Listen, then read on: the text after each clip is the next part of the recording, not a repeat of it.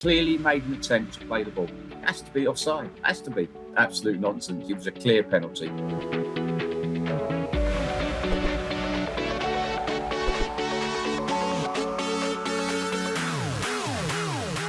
The conspiracy theorists claiming the PGMOL have an agenda against Arsenal and Liverpool fell quiet again this weekend as VAR ignored Virgil van Dijk's two-handed penalty box tug back on Marc Guehi and decided offside Mikel Merino was not interfering with play despite the fact he leaped for a header and the ball flew within an inch of his head a split second before Gabriel Martinelli gave the Gunners the lead against Southampton. Joining us to look at those and every other huge refereeing decision from across the weekend is ex-Premier League referee and SunSport columnist Mark Halsey. Mark, how's it going? Well, thank you, Will. Yourself, you'll be happy with the 3 points you got on Saturday, won't you? yeah, I will. 4-1 win for the mighty Hammers. But look, Mark, only one place to start at the Emirates. The Mikel Merino offside that wasn't. After Ricardo Calafiori somehow escaped a second yellow for a blatant trip on Facundo Buonanotte against Leicester last week, it looks like Arsenal have got away with one again. 3-1 win against Southampton. Referee here, Tony Harrington, Michael Salisbury, the VAR. Arsenal go 1-0 down to Cam Archer's goal. Kai Havertz equalised. And then Gabriel Martinelli makes it 2-1 on 68 minutes. Bukayo Saka, great cross even to the back post. Martinelli beats Ramsdale, ex-Arsenal keeper, at his near post. But Merino is offside on the 6-yard box, directly in front of Ramsdale. He jumps for a header. The ball only just misses his head, and then Martinelli scores less than a second later. Ramsdale clearly has to check and shift his position as a result of Merino's presence, yet the goal stands. The Premier League Match Centre said the referee's call of the goal was checked and confirmed by the VAR as Martinelli was in an offside position and they deemed that Merino had no impact on the play. Fans are saying VAR's in the mud and it's a useless decision, a joke and a sham. What I want to know from you is your thoughts, of course, but firstly, what does the law say here?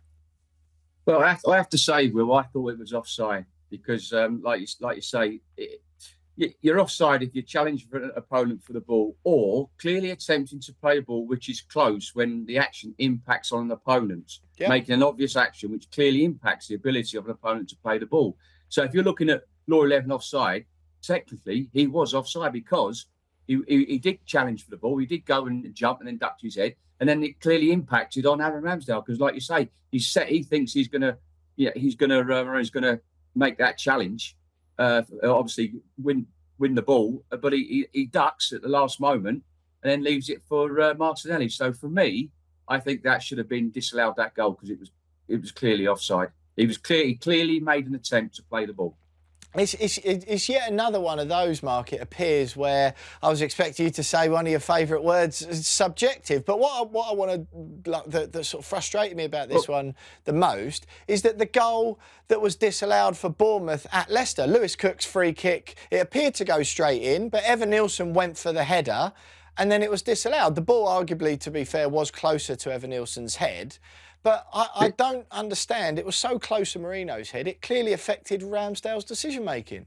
Well, exactly, Will. I mean, it's inconsistencies again, isn't it, with the law?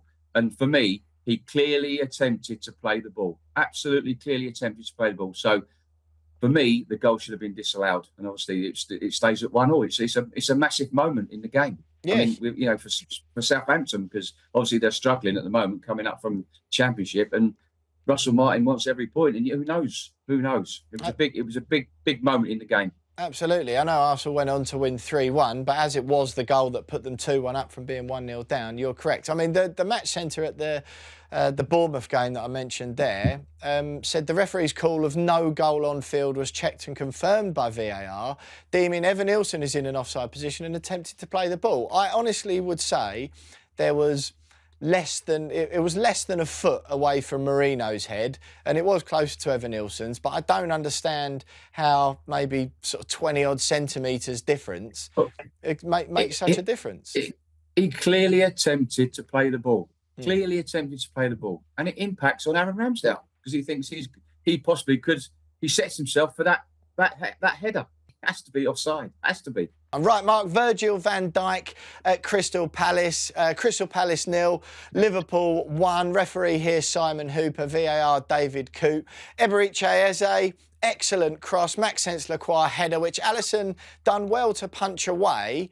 But Guehi is being prevented from moving towards Alisson or the ball as the header's taking place by Virgil van Dijk, pulling him back by his wrist with not one but two hands. Palace manager afterwards, Oliver Glasner, said it absolutely should have been a penalty and it was a clear foul. Liverpool manager Arne Slot, surprisingly of a different opinion. He said he was never getting the ball, so it wasn't a penalty, as in Guehi was never going to get to the ball, so it shouldn't have been a penalty. The match centre said the referee's call of no penalty for the challenge by Van Dijk on Guehi is checked and confirmed by VAR, deeming the challenge was not sustained holding and had no impact on play. Fans have called this one nonsense and baffling on Twitter. That term, sustained holding again. What does the law say, first of all, and what are your thoughts? Well, my favourite saying is absolute nonsense, isn't it? I mean, listen, I think now with this, this directive coming from the PGMOL about sustained holding, fleeting holding, players are now taking risks as they think, this won't be given. So for me, I thought it was a clear penalty.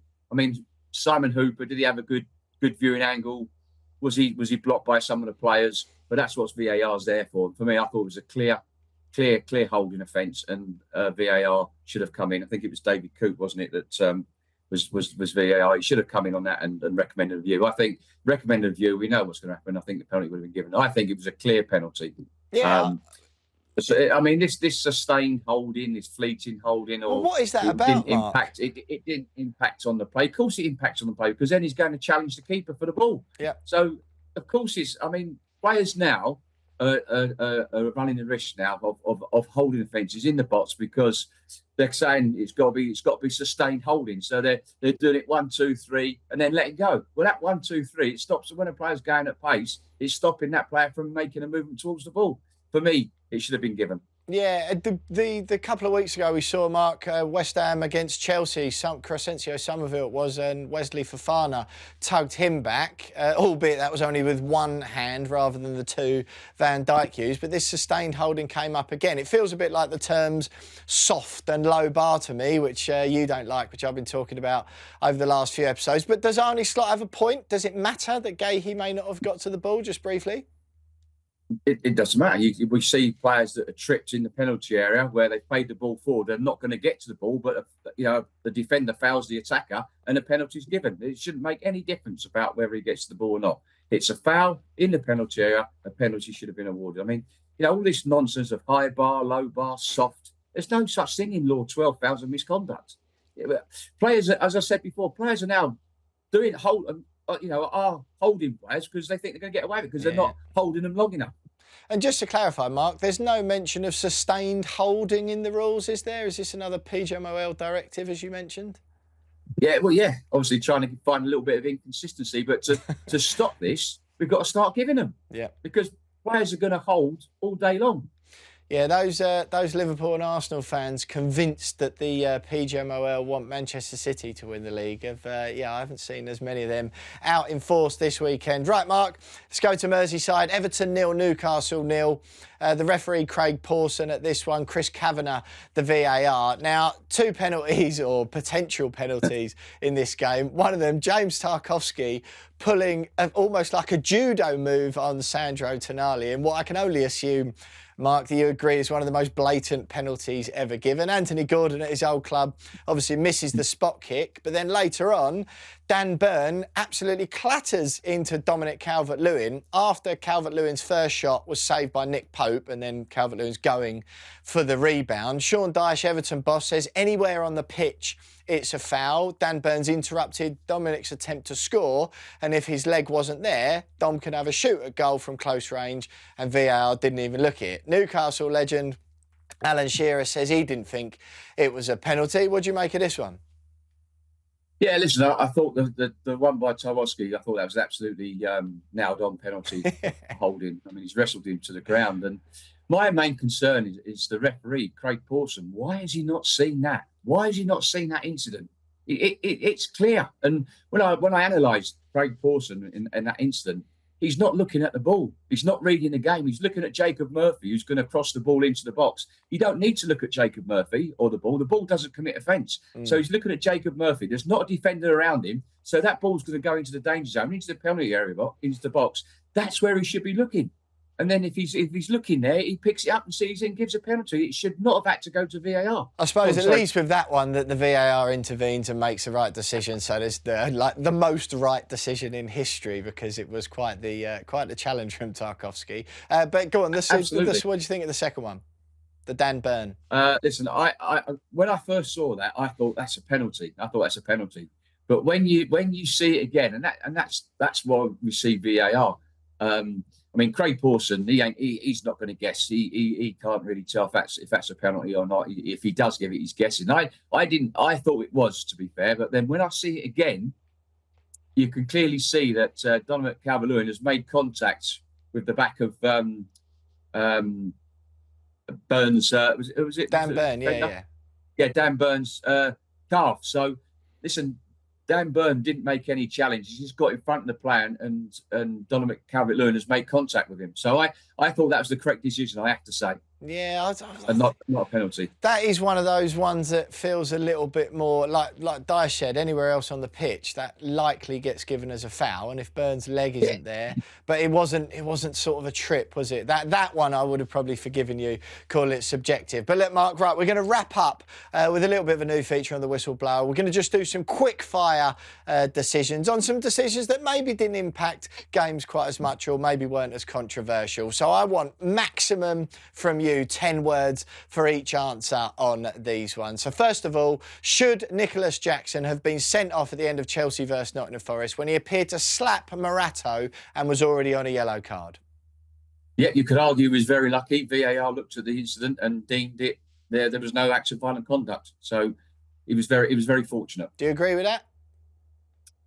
He could have seen red. He could have been sent off. Yeah, that's very cagey indeed. Right, should Marcus Rashford have been given a second yellow for his trip on Leon Bailey during Aston Villa's goalless draw at home to Manchester United?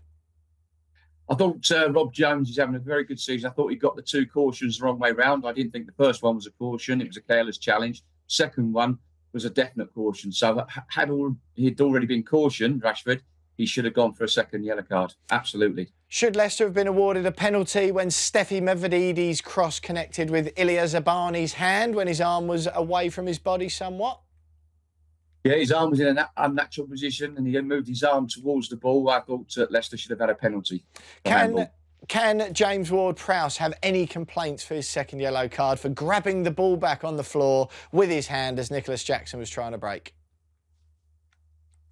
Absolutely no complaints. But interestingly, his first caution for holding, it wasn't sustained. So he got a caution for the first caution. So was it sustained holding or not? Sustained holding is going to be the one for the season. Right, can Mario Lemina have any complaints for the penalty he conceded for having his arm round the neck of Brentford's Nathan Collins during the Bees' win against Wolves? No, absolutely nailed on penalty, and well done to Michael Oliver for recommending a review to Andy Madley.